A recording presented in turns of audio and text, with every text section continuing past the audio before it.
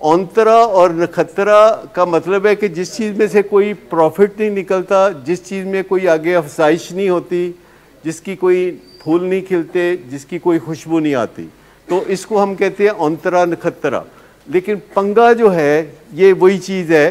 पंगा का मतलब है कि जेड़ा काम करन वाला नहीं सी पर कीता एवं ही कीता, मतलब अपने मातहत की जिम्मेदारियां उठा लेना, सोचते रहना कि ये जो अफ़गानिस्तान के मुसलमान हैं ये सुधरते क्यों नहीं, या फ़लस्तीन के मुसलमानों की हालत ज़ार का ज़िम्मेदार कौन है, या ये अरब मुल्क अपने तेल के कुएं का हिस्सा पाकिस्तान को क्यों नहीं देते। ये बड़ा दुख है पाकिस्तानियों के, बड़े बड़े अजीब दुख है पाकिस्तानियों का। एक दुख ये है कि न्यू ईयर पे जब आतिशबाजी करते हैं न्यूजीलैंड वाले तो कहते हैं कोई पैसे सानू दे दो। इधर से न्यूजीलैंड से शुरू होते हैं, वो आतिशबाजियाँ करते हैं, नए साल का इस्तकबाल करते हैं, और हम उनके इस्तकबाल देख के तो हम कहते हैं यार अजीब बेवकूफ़ आदमी ने इन्ने पैसे सानू भला भेज देन, इन्हों दे च की पिया, आतिशबाजियाँ च की पिया है। और फिर हम उनको बुरा भला कहते हैं कि देखो ये अगर हमें पैसे दे देते तो हमारे हालात तो ठीक हो जाते। वो भी लोग कहते हैं यार सानू दे दो पैसे, तुसी अपने ब्याह ते आतिशबाजी करो तो लोग आ जाएंगे कि यार कमाल है, तुसी पैसे ज़ाया पे कहते हो मैनू दो, आसानियाँ पैदा हो जाएं।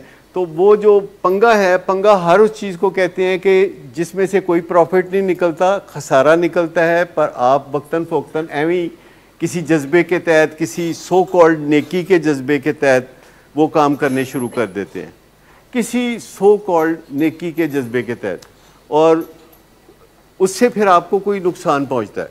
क्योंकि मैंने अक्सर देखा है कि बात कहीं से शुरू होती है और जाके पहुंचती कहीं और है। कहते हैं ना मगज़ को बाग में जाने ना दे, ना हक खून परवाने का होगा। तो वो बात कहीं से चलती है कहीं, तो वो मैं किताबें उनको देता हूँ।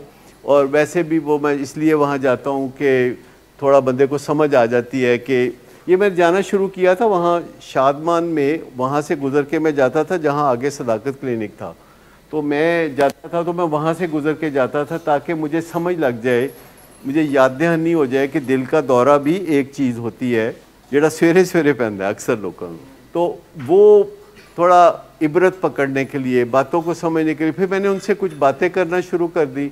फिर मैंने उन्हें ये किताब देनी शुरू की। बड़े मेरे दोस्त बने जिन्होंने साल बाद या 2 साल बाद मुझे फ़ोन करके बताया कि थैंक यू वेरी मच, आपकी वजह से हमारा तर्ज़ ज़िंदगी बदला। क्योंकि ऐसे काम नहीं करने चाहिए जो असल में औंतरे और नखत्रे काम है, ऐसे काम नहीं करने चाहिए।